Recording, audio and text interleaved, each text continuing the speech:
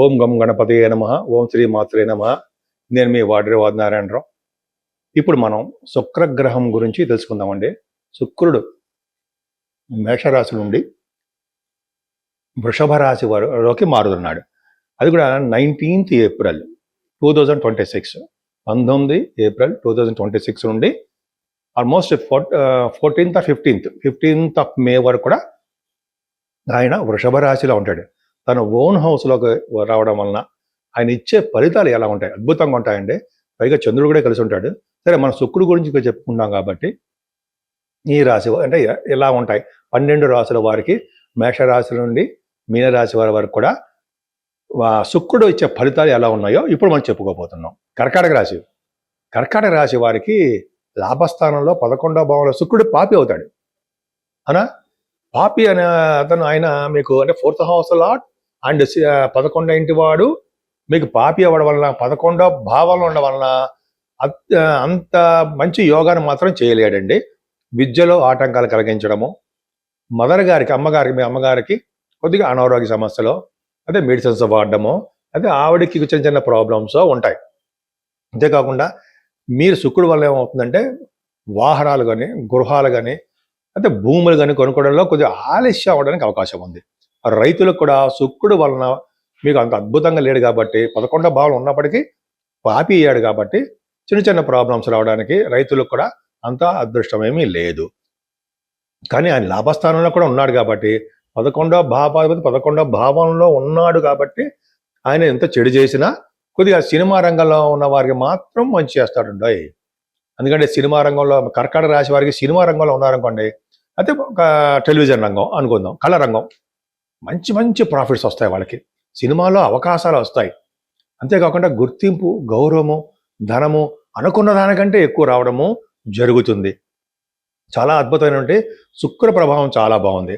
అంతేకాకుండా మీరు దూర ప్రాంత ప్రయాణాలు చేయడము, అమ్మవారి యొక్క దర్శనాలు కూడా ఎక్కువ చేసుకోవడము, చండీ హోమాలు కూడా చేయించుకోవడానికి అవకాశాలు మీకు అమ్మవారి యొక్క దర్శనాలు ఎక్కువ ఉంటాయండి. మీకు శుక్రుడు లాభస్థానం ఉన్నాడు కాబట్టి ఎక్కువ మీకు భగవంతుడి యొక్క దర్శనాలు, అమ్మవారి యొక్క దర్శనాలు ఎక్కువ కలుగుతాయి. సినిమా రంగంలో ఉన్న వారికి, వ్యాపార రంగంలో ఏ వ్యాపారమైనా సరే ఆ వ్యాపార రంగంలో ఉన్న వారికి కూడా ధనము వృద్ధి అవుతుంది. ఇందాక చెప్పినట్టుగా నా పేరు వాడ్రే నారాయణరావు శర్మ. మీ వాడ్రే నారాయణరావు సరేనండి.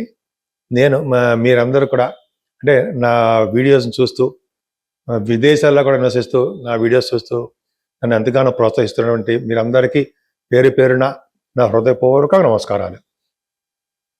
అంతే కదండి, మీరు జాతకాలు చూపించుకోవాలనుకుంటే మీరు, మీ స్నేహితులు, మీ తెలిసిన వారు ఎవరైనా చెప్పండి.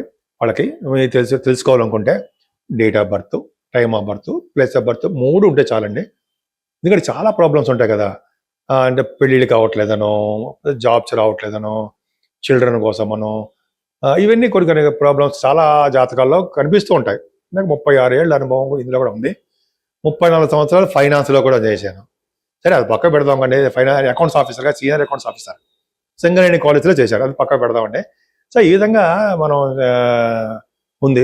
మీకు ఏమాత్రం అంటే అంతేకాకుండా మీరు ఇవన్నీ ఉంటే, ఈ డీటెయిల్స్ ఉంటే తప్పకుండా మనం పరిష్కార మార్గాలు తప్పకుండా చేద్దామండి.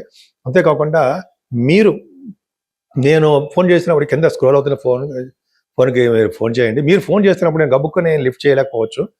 షూటింగ్లో ఉండడం వలన, వేరే వాళ్ళకి జాతకాలు చెప్తూ ఉండడం వలన కొద్దిగా నేను లిఫ్ట్ చేయలేను.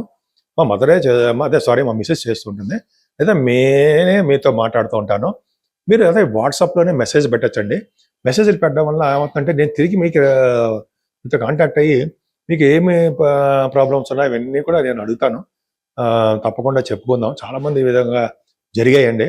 చాలామంది మ్యారేజ్ కాకపోతే మ్యారేజ్ అవ్వడము, ఉద్యోగాలు, మరి చాలామంది చెప్పారు వాడికి ఉద్యోగాలు రావడం. అంటే నేను గ్రేట్ పర్సనాలిటీ కాదండి, మేము ఈ జాతకాల్లో ఉన్నదే చెప్తున్నా. ఉద్యోగాలు రావడము అట్లాగా చేస్తూ ఉంటాం. అంతేకాకుండా మ్యాచ్ మేకింగ్ అంటాం కదండి, అంటే వధూవరుల జాతక పరిశీలన, అది చాలా అంశాలు పరిశీలించాలండి. అది ఊరికే చూసేసి ఏదో కుదిరిందని, లేకపోతే పాయింట్లను చూసేసి చేసేయచ్చని అలా చెప్పకూడదు ఎప్పుడు కూడా. దానికి చాలా సిస్టమ్స్ ఉన్నాయి. అన్ని జాతకం చూసి అంటే వరుడు జాతకము, వధువు జాతకంలోనూ దోషాలు లేకుండా వాళ్ళకి దీర్ఘకాలంగా ఉండేట్టుగా అంటే ఎక్కువ కాలం ఆయుర్దాయము అన్ని చాలా పరిశీలిస్తామండి. సప్తమ స్థానం అని అన్ని పరిశీలించి జాగ్రత్తగా చెప్పాలి. అది చూడండి, ఒక పట్టాన ముహూర్త అంటే వివాహాలు కుదరకపోతూ ఉండడం కారణం మ్యాచ్ మేచింగ్లో ప్రాబ్లమ్స్ రావడమే. భయపడతాం అవసరం లేదు, రాసి పెట్టి ఉంటాడు అక్కడ భగవంతుడు మనకి. యాక్చువల్గా అవి కూడా చూస్తామండి మనం. తర్వాత ముహూర్తాలు కూడా పెడుతుంటాను, పెళ్లి ముహూర్తాలు, గొడుగు ముహూర్తాలు, గృహప్రవేశ ముహూర్తాలు, ఇవన్నీ కూడా మన ఆది ఆస్తాల నుంచి చేస్తూ ఉంటాను నేను. నేను సామాన్యం ఇప్పుడు నిన్న మొన్న ఉన్నవాడిని కాదు కదండి, ఆల్మోస్ట్ 36 ఏళ్ళ నుంచి. అంటే అఫ్కోర్స్ నేను ఫైనాన్స్లో ఉన్నాను, అకౌంట్స్లో.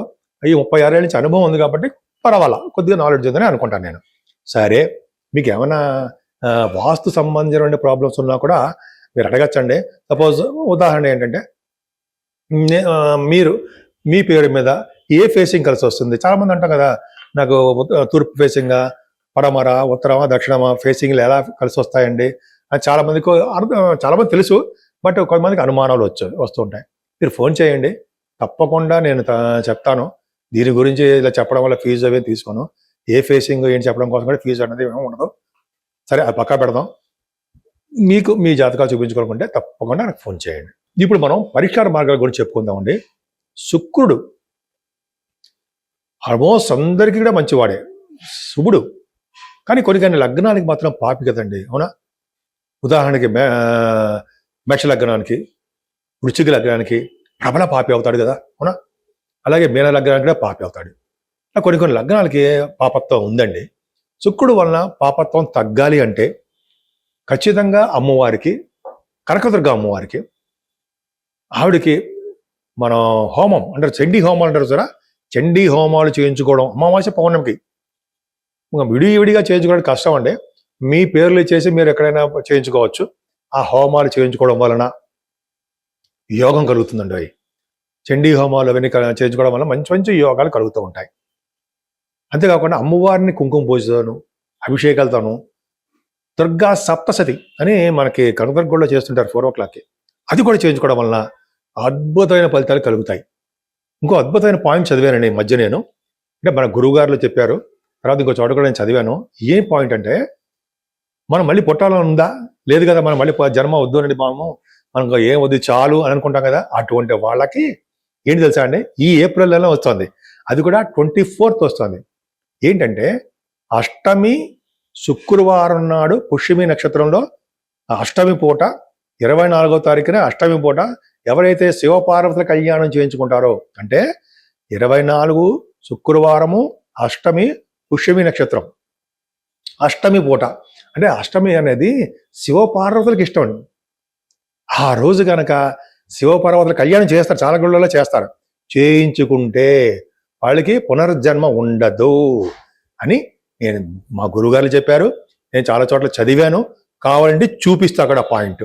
నేను ఎప్పుడూ నా సొంతగా అయితే నా పై ఏమో ఉండవు, ఎక్కడ ఏది ఉందో అదే మంచి జరగాలని కోరుకుంటూ ఉంటా. మీకు మీ శ్రేయస్సే మాకు కావాలి కదండి. మిమ్మల్ని ఏదో తిడుతూ ఉంటే మాకేమొస్తుంది, నాకేమొస్తుంది? కాబట్టి మీ శ్రేయస్సు మీ కోరుకున్నాం కాబట్టి 24వ తారీఖుని ఏమాత్రం మర్చిపోకండి. చేసుకోవడం వలన అద్భుతమైన ఫలితాలు ఉంటాయి. అంతేకాకుండా ఇది వైశాఖ మాసం వస్తుందండి. వైశాఖ మాసము 18వ తారీఖు వస్తుంది. ఇదంతా కూడా దానాలు చేయవలసినటువంటి మాసం ఉండవు. ఎన్ని దానాలు చేసినా మనం ముఖ్యంగా గుర్తుపెట్టుకోవాల్సినవి 4 చెంబులు. ఏంటంటే జలదానం, అంటే మనం నీరు, చల్లని నీరు, అవి మనం జనాలకి అందరికీ ఎక్కడ వీలుంటే అక్కడ మనం కుండల్లో పెట్టడము, నీరు ఇవ్వడము. నేనైతే బాటిల్స్ కొనేసి అందరికి కూల్ బాటిల్స్ పెట్టి అందరికి వెళ్ళి అందరికి ఇచ్చేసి వస్తూ ఉంటా. నేనైతే జలదానం మోస్ట్ ఇంపార్టెంట్. అది చేసుకున్న వాళ్ళు పుణ్యలోకాలకి వెళ్తారు అని ఉంది. మనము కాదు, మనము మన పెద్దలు తర్వాత వాళ్ళు పుణ్యలోకాలకు వెళ్తారు. రెండో పాయింట్, జలదానం తర్వాత గొడుగు. గొడుగు అంటే మనకు తెలుసు కదా, చామ్రదానం. చామరం కాదండి, గొడుగు దానం అంటే నీడనిచ్చేది గొడుగు. అదొకటి. చెప్పులు, పాదరక్షలు అదొకటి. విసినికర్ర. ఇవన్నీ ఖర్చులో ఉంటాయంటారా? ఏమీ మాత్రం ఉండదు, సామాన్యుడికి కూడా అందుబాటులో ఉంటాయి. జలదానము, అలాగే ఇందాక చెప్పిన గొడుగు, పాదరక్షలు అండ్ విసినికర్ర, ఈ 4 ఇవ్వండి. ఈ వైశాఖ మాసంలో ఎప్పుడు వీలుంటే అప్పుడు ఇచ్చేస్తూ ఉండండి. ఇంకా చెప్పాలంటే అక్షయ తృతీయ ఉంది చూసారా, అక్షయ తృతీయ 20వ తారీఖు వస్తుంది అనుకుంటా.